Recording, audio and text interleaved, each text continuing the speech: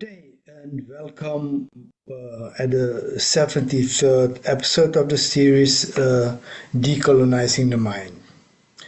Uh, today, I started with a sub-series on Marxism, but this week I had planned to discuss a decolonial view on Marxism. I will postpone it to next week because I'll deal with the stand-up comedy of Donald Trump, what he did the past week and how to look at it and what it tells us about what we can expect in the future. Now, the first thing to see, obviously, his proposal for ethnic cleansing in Gaza had most of the attention in the international media. And it's clearly delusional. Everybody, who's talked with some seriousness about the issue sees that this is undoable because the Zionists tried to expulse the Palestinians from Gaza.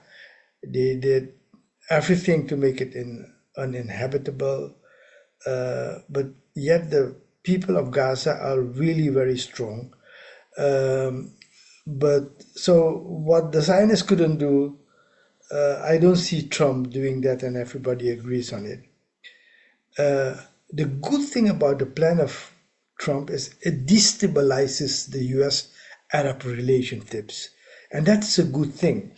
So Trump is doing a lot of stupid things, which shocks people, but from an anti-imperialist point of view, these stupid things are good things, not for the American people, but for the world, because you have to understand the psychology.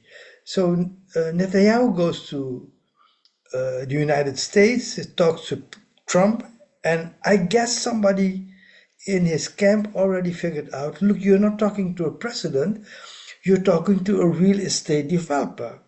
So focus on his interests on the real estate. Once you talk real estate, he sees, oh yeah, we could do the Riviera in Gaza, there's a port, there's beaches, and the guy doesn't understand anything about politics. So he doesn't bother to discuss the idea with his Secretary of State, Marco Rubio, because he heard it the first time as he watched Trump's news conference. That tells you something about how policy is being made there with Trump. And then his defense secretary, Pete Hegseth, said that the United States are a very long way from deploying American troops to the Gaza Strip. So he already got the feedback from his Ministry of Defense saying, hey guys, what Trump is saying that, this is no way doable. But Netanyahu came also to ask for money, and he got immediately $1 billion in aid from Trump. So that was the result of his visit. Now, this is the thing. The US policy is an economic disaster, have been for years. If you look only at the cost of the US policy in Western Asia, Israel gets 3.8 billion military aid per year, every year. And then they got, in 2024, they got another 8.77 billion for defense. So it's already $12 billion that he got, for last year. Egypt gets 1.3 billion in military aid, meaning bribing of the military. You pay people money so that they protect Israel and they carry out US policy. And the same for Jordan, 1.45 billion they get every year.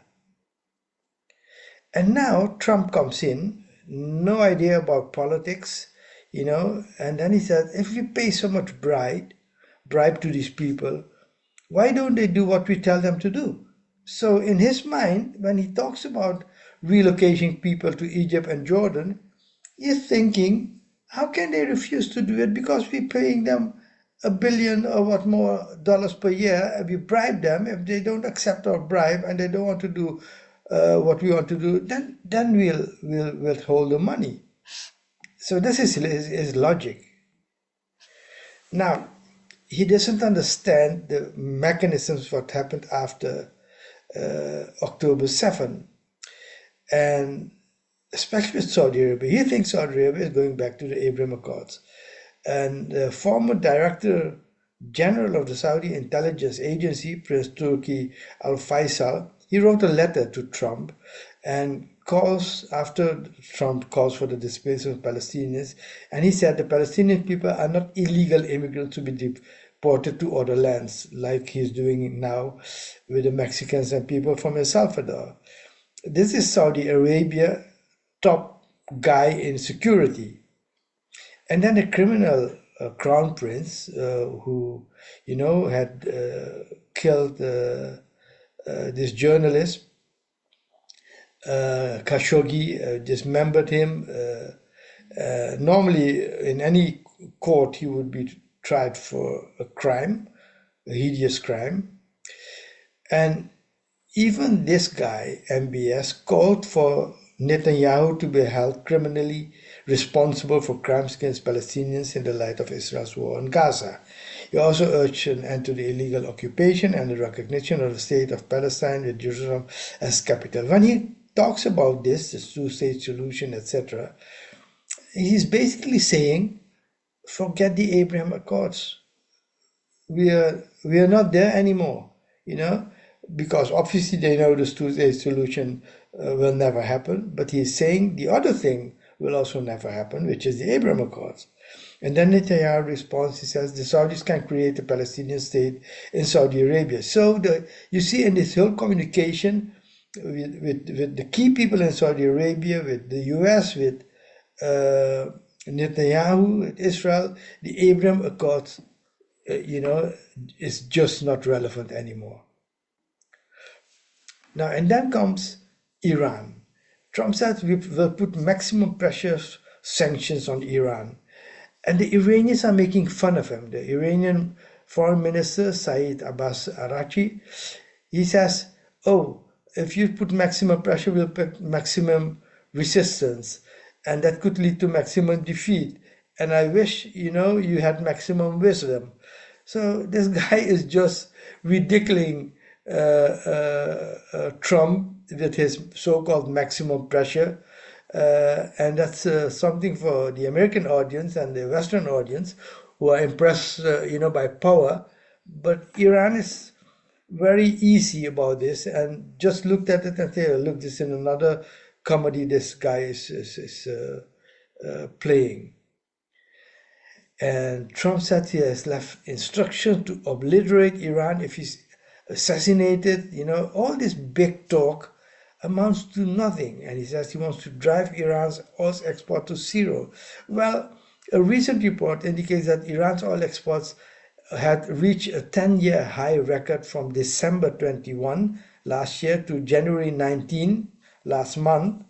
And Oil Minister Moshe Paknejad was saying that Iran's export was at a 10-year high record. It's not zero anymore. And Netanyahu would like the US to attack Iran, but that won't happen. Trump is not crazy. The only thing he talks about is just sanctions and so on. Then you get the sanctions and the tariffs. And the China Ministry of Finance have announced fresh tariffs from China, 15% tax on certain types of coal and liquefied natural gas from the US, 10% tariff on crude oil, agricultural machinery, large displacement cars and pickup trucks. And it will be in effect today, in fact, February 10. And the Minister of Commerce and China Customs Administration also announced new export control effectively immediately on more than 2,000 metal projects related technologies, and those include tungsten, which is a critical mineral typical use in industrial and defense applications, as well as tellurium, which can be used to make solar cells. So Trump is announcing, oh, we are going to put up tariffs, but then the tariffs comes from China also. But you don't hear, oh my God, China's putting tariffs. No, they think that the tariffs of the United States will hurt China more than the reverse. And in Russia, he's saying, I'm going to talk to Putin within 24 hours. I could stop the war. He's now 2 weeks in office. I've done nothing to stop the war. Um, and he would stop the killing, but he sent his special envoy to Ukraine, Keith Kellogg. But the Russians are very calm. They set out conditions for resolving the conflict in Ukraine in June 2024, and these conditions are withdrawal of the Ukrainian forces from Donbass, and of Russia and Kiev's refusal to join NATO. So in addition, Russia wants all Western sanctions against it lifted and demands that Ukraine commit a non-aligned and nuclear-free status, and the rights, freedoms, and interests of the Russian-speaking population needs to be assured too. So the demands are simple, but I don't see um, Trump being able to get everybody on board to give in to the demands of the Russians. So the war will not be over very soon in time. And the most interesting thing I found was the press conference given by Claudia Sheinbaum, the president of Mexico. And she said this. She said, we had a conversation with President Trump yesterday. Through the embassy, we were informed that he would call today at 8 a.m. and we sought a conversation with him and requested a call, a conversation.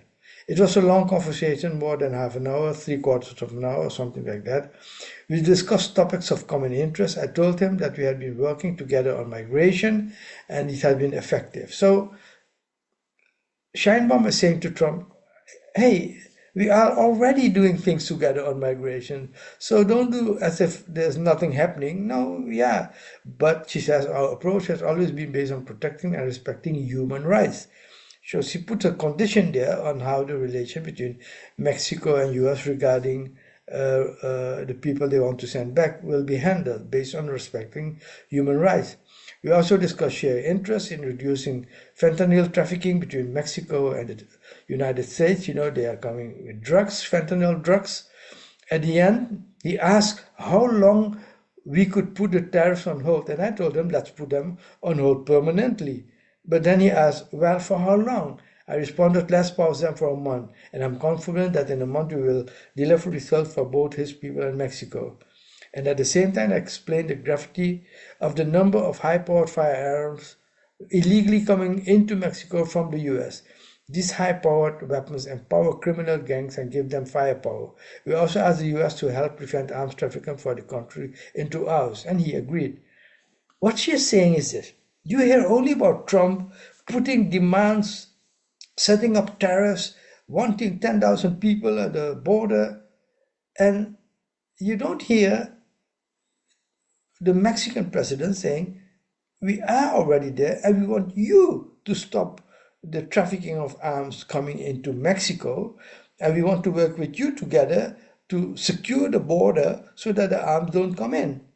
And and for the rest, we could work together on drug trafficking, etc.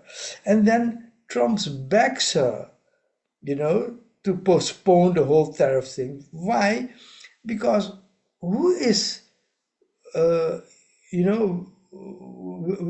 are the people who are negatively impacted by these tariffs? First of all, are the American citizens who get cheap Mexican products and now they will have to pay for it. Some of these products are being made by American companies in Mexico.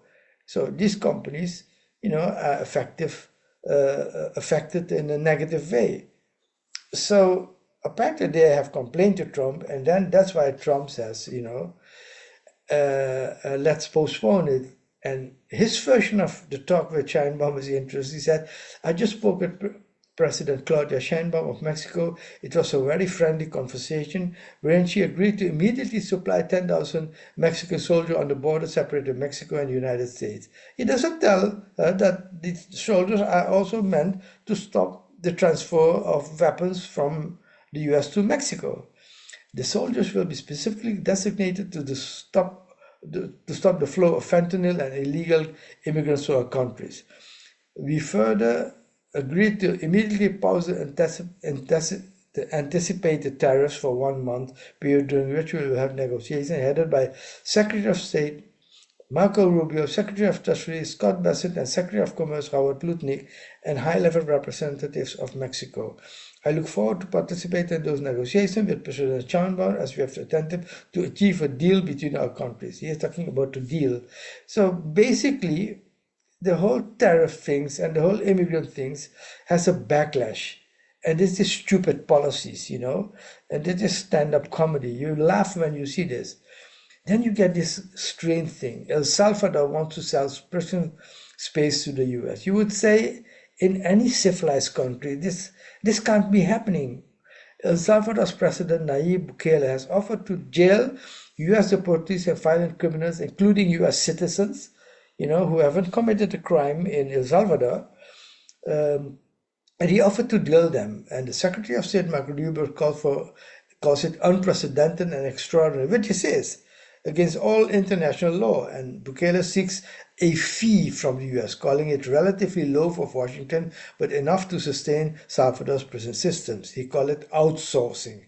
He has a mega prison of 23 hectares built in 2022, opened in 2023 amid a gang crackdown, and it costs 150 millions. It can hold 14,000 inmates, but house just 14,000 as of August 2020. Potentially leaving room for another 25,000 for US prisoners. So he wants 150 million, and look at this. The US has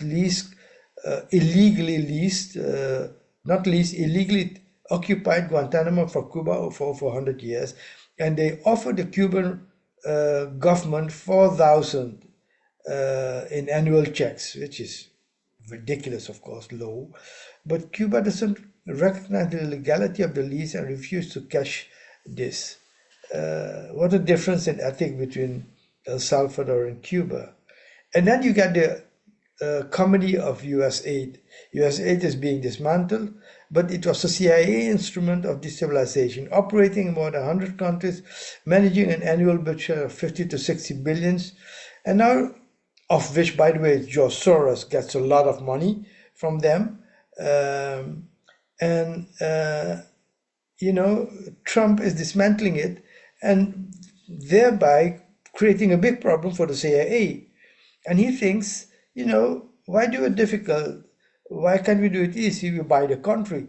If it's Greenland or Canada or Egypt or why don't we leave all these enormous apparatus, and then the effect is this: the Iranian opposition in Iran, they are complaining because they were getting money from US aid, and now their funds are cut off, so they can't pay the salaries anymore for all these propagandists working in different countries and in Iran themselves. So, conclusion: if you look at Trump, don't get overexcited. Don't get, worried. It's just stand-up comedy. It's not politics. It's laughable. It's incoherent. He thinks of politics as business and doesn't understand politics. He's a bully, and you stand up to a bully, he just backs away. See the case of Mexico. And this is the ultimate illustration of the crisis of the empire. They don't know what to do. So what can we expect internationally? A lot of words, not really action. They would try, but they just fail.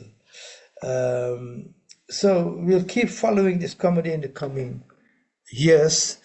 And if nothing serious happened, I'll continue next week with a decolonial analysis of Marxism. Thank you very much and have a good day.